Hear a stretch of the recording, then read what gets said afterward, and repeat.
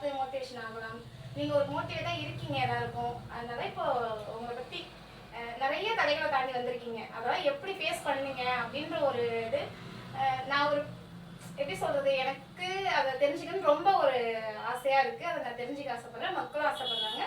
சொல்ல முடியுமா? வணக்கம், என்னோட பேரு சஞ்சனா. நான் ஒரு திருநங்கை அப்படின்னு சொல்றதுக்கே நான் ரொம்ப பெருமைப்படுறேன்.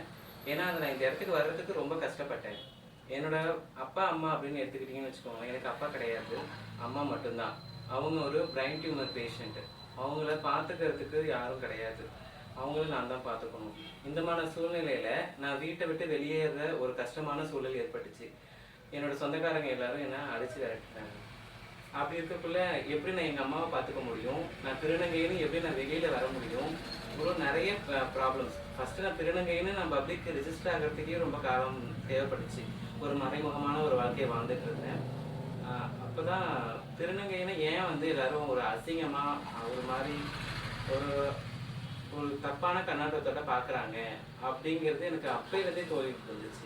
இதுக்கெல்லாம் என்ன பண்ண முடியும்? ஃபஸ்ட்டு நம்ம திருநங்கையாக முழுமை அடையணும்.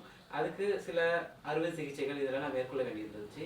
அதுக்கு நான் என்னால் அந்த அளவுக்கு ஃபினான்ஷியலாகவும் சரி சப்போர்ட்டிவாகவும் எனக்கு நான் மட்டும் பண்ண முடியாது. அதை நான் என்னோட கம்யூனிட்டி பீப்புள் கூட சேர்ந்தால் மட்டும்தான் அது பண்ணிக்க முடியும். ஸோ அப்படி இருக்கக்குள்ள செல்லூர் அப்படிங்கிற இடத்துல என்னை அவங்களோட பொண்ணாக என்னை தத்தெடுத்து எடுத்துக்கிட்டாங்க. அவங்களோட சொல்படி நடந்து அவங்க எனக்கு அறுவை சிகிச்சை பண்ணி என்னை ஒரு பெண்ணாக மாற்றினாங்க. அதுக்கப்புறம் தான் நான் என்னோட ஆசை கனவு அப்படிங்கிறது பியூட்டி பார்லர் பியூட்டிஷியன் ஆகணுங்கிறது சின்ன வயசுலேருந்து கனவு. ஏன்னா ஒரு டிரான்ஸ்ஜெண்டர் தன்னை அழகுபடுத்திக்கிறதுக்கு ரொம்பவே சிரமப்படுவாங்க. ஒரு பையன் ஒரு பொண்ணாக மாறணும்னா அதுக்கு எவ்வளோ ஒரு டிரான்ஸ்ஃபர்மேஷனுக்கு எவ்வளோ ஒரு கஷ்டமான விஷயம்.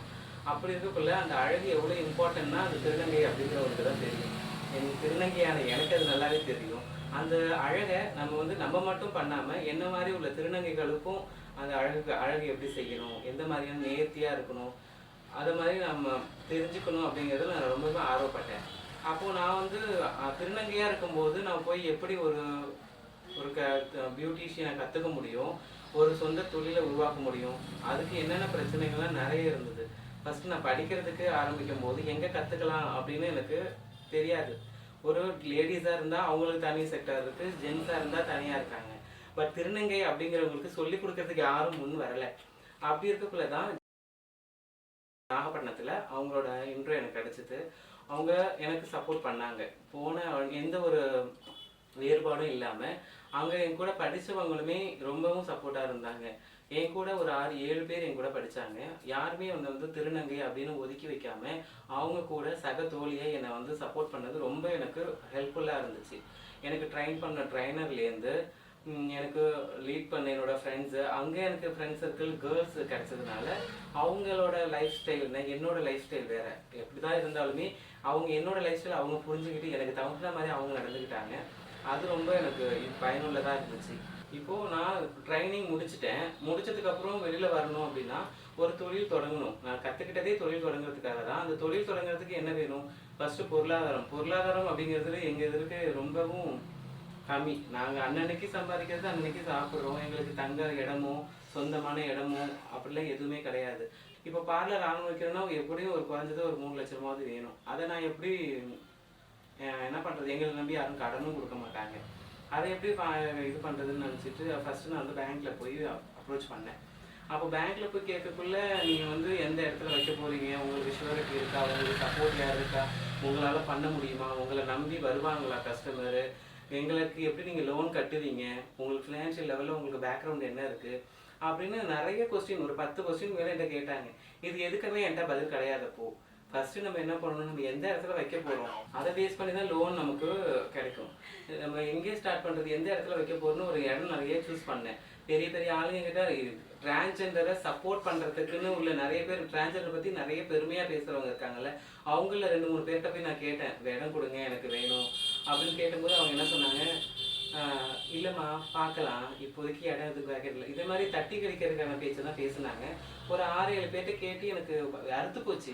நம்ம தொழில் தொடங்குற மாதிரி தான், இடமே கிடைக்கல, அப்புறம் எப்படி நம்ம தொழில் தொடங்க போகிறோம் அப்படிங்கிறதுக்குள்ள தான் இந்த இடம் கிடைச்சிது. அப்படின்னு இருக்கக்குள்ள இந்த இடம் வந்து எனக்கு கொஞ்சம் நிறைய ரெக்கமெண்டேட் மூலியமா இந்த இடம் கிடைச்சிது. இது ரொம்ப சின்ன இடம் அப்படின்னு தான் ஃபீல் பண்ணேன். பட் இருந்தாலும் நான் தொழில் தொடங்க ஆரம்பிக்க போது சின்ன இடத்துலேருந்து ஆரம்பிப்போம், ஃபர்ஸ்ட் நான் வெளியில வரணும், அதுக்கப்புறம் அது சின்ன இடமா பெரிய இடமா பார்த்துக்கலாம் அப்படின்னு சொல்லிட்டு தான் இந்த இடத்த சூஸ் பண்ணேன். அப்படி இருக்கக்குள்ள இந்த லோன் எனக்கு இந்த ஓனருக்கு நான் வந்து இந்த இடத்த அட்வான்ஸ் பண்ணிக்கிட்டேன். அதுக்கப்புறம் லோனில் பேங்க்குக்கு சப்போர்ட் பண்ணக்குள்ள பேங்க்லேருந்து எனக்கு நிறைய ஸ்ட்ரகிள்ஸ் வந்துச்சு. அது எல்லாத்தையும் மீன் பண்ணேன். நாகப்பட்டினம் மாவட்டத்தில் மாவட்ட தொழில் மையத்தில் நான் வந்து PMEGP அப்படிங்கிற ஒரு ஸ்கீமை அப்ளை பண்ணேன். அந்த அப்ளிகேஷன் டைரெக்டாக பேங்க்கில் ஃபார்வேர்ட் ஆகிடுச்சு. ஃபார்வேர்ட் ஆனதுக்கப்புறம் அங்கேருந்து எனக்கு உங்களுக்கான எனக்கு அந்த பேங்க்கில் கேட்க வேண்டிய கேள்விகளுக்கு எனக்கு பதில் இல்லாமல் இருந்தது. அப்போது டிக்கில் ரொம்பவுமே எனக்கு சப்போர்ட் பண்ணாங்க. அவங்க சின்ன சின்ன விஷயம் எல்லாத்துக்குமே எனக்கு என்ன தேவைகள் நான் என்னென்ன தேவைகள் வேணும்னு அவர்கிட்ட நான் கேட்டனோ அது எல்லாத்துக்குமே அவர் பக்கத்துலேருந்து எனக்கு ஆன்சர் கிடைச்சிது. ஸோ பேங்க்லேருந்து ஒரு சுலபமாக எனக்கு லோனும் கிடைச்சிது. ஸோ இதுக்கப்புறம் என்னோட முயற்சியில் நான் இவ்வளோ தூரம் வந்திருக்கேன். இதுக்கு சஞ்சனா, இந்த இப்போ நீங்கள் இந்த இடத்துக்கு வந்திருக்கீங்க. இந்த இடத்துல வந்துட்டு இப்போ இந்த சமுதாயம் உங்களை எப்படி பார்க்குது, உங்களுக்கான அங்கீகாரம் என்ன, அது மட்டும் இல்லை இப்போ நீங்கள் இந்த இடத்துல இருக்கீங்க, உங்களுக்கு நல்ல விஷயமும் நிறைய நடந்திருக்கும், கெட்டதும் நடந்திருக்கும். ஏதாவது நீங்கள் அதை பற்றி ஷேர் பண்ணுறீங்களா? இந்த சமுதாயம் என்னை எப்படி பார்க்குதுன்னா, இது ஃபஸ்ட்டு நான் ட்ரைனர்லேருந்து ஆரம்பிக்கணும். ஃபஸ்ட்டு நான் ஜாயின் பண்ணும்போது அவங்க என்ன அவுட்டோர் மேக்கப்லாம் அழைச்சிட்டு போவாங்க. அப்போவே என்னை வந்து அந்த சமுதாயம் வந்து என்னை தப்பாவோ வேறு எந்த கண்ணோட்டத்துலேயும் என்கிட்ட சர்வீஸ் எடுத்துக்க மாட்டேன் அப்படிங்கிற எந்த நோக்கத்துலேயும் அவங்க பார்க்கல. என்னை வந்து ஒரு பெண்ணாக தான் நினச்சி என்கிட்ட அவங்க சர்வீஸ் எடுத்துக்கிட்டாங்க. அப்போவே எனக்கு நம்பிக்கை வந்துருச்சு, இந்த சமுதாயம் என்னை அக்செப்ட் பண்ணிக்க ஆரம்பிச்சிட்டாங்க அப்படின்ட்டு. நான் இந்த பார்லர் ஓப்பன் பண்ணி இன்னைக்கு ஒன்றையோட ஒரு 30 நாள் ஆகுது. 30 நாளில் டே பை டே ஒரு 1 or 2 கஸ்டமர்ஸ் எனக்கு ரெகுலராக வந்துட்டு இருக்காங்க. ஸோ அதுவே இந்த சமுதாயம் எனக்கு சப்போர்ட் பண்ணுறது பெரிய விஷயமா நான் கருதுகிறேன். ஸோ இந்த சமுதாயத்தில் நல்லது அப்படின்னு பார்த்தீங்கன்னா, எனக்கு இப்போ அக்கம் பக்கத்தில் உள்ளவங்க எல்லாமே இந்த கடை ஓப்பன் பண்ண அடுத்தது வியாபாரம் நடக்குதாமா, எது சாப்பிட்டீங்களா, எதாவது வேணுமா, எது வேணாலும் என்கிட்ட கேளுங்க அப்படின்னு சொல்லி பக்கத்தில் உள்ளவங்களே வந்து என்ன கேட்குறாங்க. இப்போ இங்கே அக்கம் பக்கத்தில் உள்ளவங்களோட பார்வை எனக்கு நல்லா கிடைக்குது. ஸோ அதுவே ரொம்ப நல்ல விஷயமா நான் எதிர்பார்க்குறேன். கெட்ட விஷயம் அப்படின்னா, நாங்கள் பழைய தொழில் நான் முன்னாடி வந்து எடுத்தோடனே நான் பார்லர் தொழில் ஆரம்பிச்சுட்டு இந்த தொழில் ஆரம்பிக்கல. இதுக்கு முன்னாடி என்னோட பழைய தொழில் என்னன்னா உங்களுக்கே தெரியும். ஸோ அப்படி இருக்கக்குள்ள அந்த அந்த நோக்கத்தோட சில மனிதர்கள் என்னை பார்க்குறாங்க.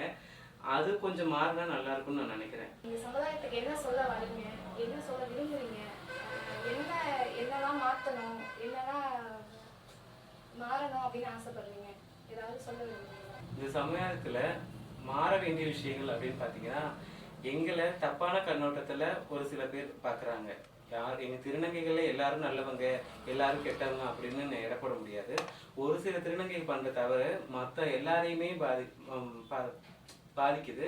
அதை பார்த்து பொதுமக்கள் வந்து எல்லாருமே இப்படிதான் அப்படிங்கிற ஒரு தவறான கண்ணோட்டத்தில் இருக்காங்க. அந்த நிலை மாறணும்னு நான் நினைக்கிறேன். மாற்றணும் அப்படின்னா, எங்கள் சமுதாயத்தில் நிறைய பேர் கஷ்டப்பட்டுட்டு இருக்காங்க, படிக்காமல் இருக்காங்க, இந்த மாதிரி தொழில் பண்ணாமல் என்ன மாதிரி சொந்த தொழில் பண்ணணும்னு ஆசைப்பட்டுட்டு அவங்களுக்கு அதுக்கான வாய்ப்பு கிடைக்காம இருக்கும். அவங்கள மாதிரி உள்ளவங்களுக்கு என்னால் முடிஞ்ச உதவியை செஞ்சு அவங்களுக்கு ஒரு மாற்றத்தை கொடுக்கணும்னு நான் நினைக்கிறேன். அந்த சமுதாயத்தில் ஒட்டுமொத்த சமுதாயத்தில் மாற வேண்டியதுன்னா, பெண்கள் பாதுகாப்பு அது கொஞ்சம் அதிகமாகவே தேவைப்படுது இந்த நாட்டு மக்களுக்கு.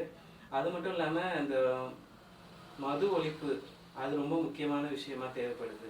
இது ரெண்டுக்கும் என்னால் முடிஞ்ச சப்போர்ட்டை நான் கண்டிப்பாக இந்த சமுதாயத்துக்கு செய்வேன். இப்போ உங்கள் லைஃப்பில் வந்து ஏதாவது ஒரு மறக்க முடியாத சம்பவம் ஏதாவது இருக்கும், அது ஏதாவது இருந்துச்சுன்னா கொஞ்சம் ஷேர் பண்ணுறீங்களா?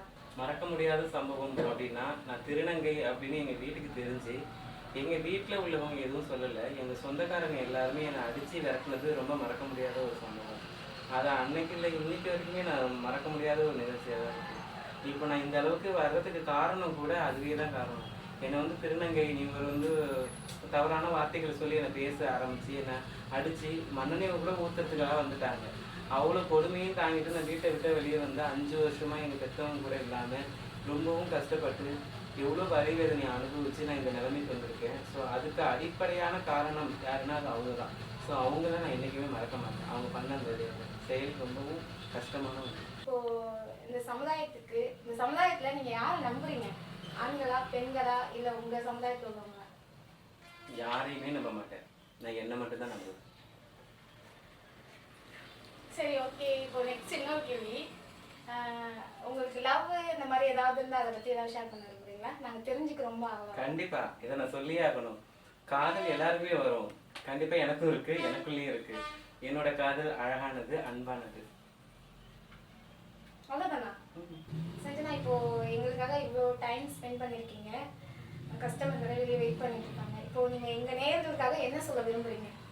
இந்த சமுதாயம் எனக்கு இது வரைக்கும் நல்ல சப்போர்ட் கொடுத்துருக்காங்க. என்னோட முயற்சிக்கு நிறைய சமுதாயமும் சப்போர்ட்டோட இருந்திருக்கு. அவங்களுக்கு நான் என்ன சொல்லிக்கிறேன்னு நன்றி சொல்லிக்கிறேன். ஒரு விஷயத்த நான் வந்து உங்ககிட்ட முன்வைக்கிறேன், நேயர்களுக்காக நான் உங்கள்கிட்ட. ஸோ என்ன மாதிரியே உள்ள திருநங்கைகள் நிறைய பேருக்கு கூட பிறந்தவங்க, அண்ணனோ தம்பியோ அக்காவோ தங்கச்சியோ நிறைய பேர் இருப்பாங்க.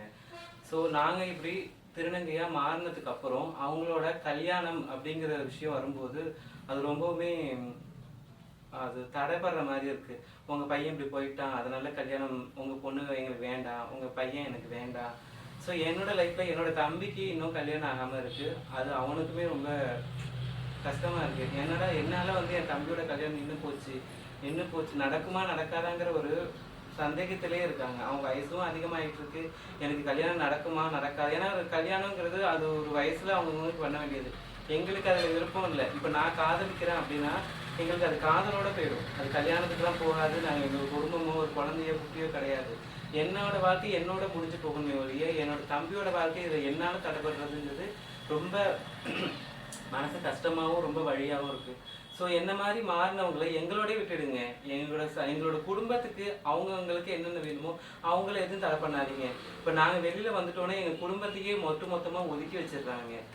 இவங்க பையன் இப்படி இருக்கான், இவங்க பையன் இப்படி இருக்காங்க. பெற்றவங்க கூட அதுலேயே மங்கி சில பேர், என்னோட அம்மா ஒரு பிரைன் டியூமர் பேஷண்ட்டு, அவங்க என் பையன் இப்படி போயிட்டான்னு மற்றவங்க சொல்லி அவங்கள எங்கள் அம்மாவை ஒதுக்கி வச்சு அவங்க இப்போ வந்து ஒரு மூலையில் எப்படி சொல்கிறது, மூலையில் வந்து ஒரு நடப்படமாக உட்காந்துருக்காங்க. அந்த மாதிரி சுச்சுவேஷனுக்கு யாரும் தள்ளாதீங்க. ஏன்னா எங்களோட வழி எங்களுக்கு தான் தெரியும். அதனால என் குடும்பத்தையும் எங்களால் வழிக்கு தள்ளிட்டு கொண்டு போக முடியாதுன்னு நான் ஆசைப்படுறேன். ஸோ சமுதாயமான உங்களுக்கும் நேர்களான உங்களுக்கு நான் சொல்லிக்க வேண்டிய ஒரு விஷயம், எங்களை ஒதுக்குறது மட்டும் இல்லாமல் என் குடும்பத்தையும் ஒதுக்கிறாதீங்க. எங்களை மட்டும் ஒதுக்குனா அது போதும், நாங்கள் அதை தாங்கிப்போம். என் குடும்பத்தை ஒதுக்குனா எங்களால் தாங்கிக்க முடியாது.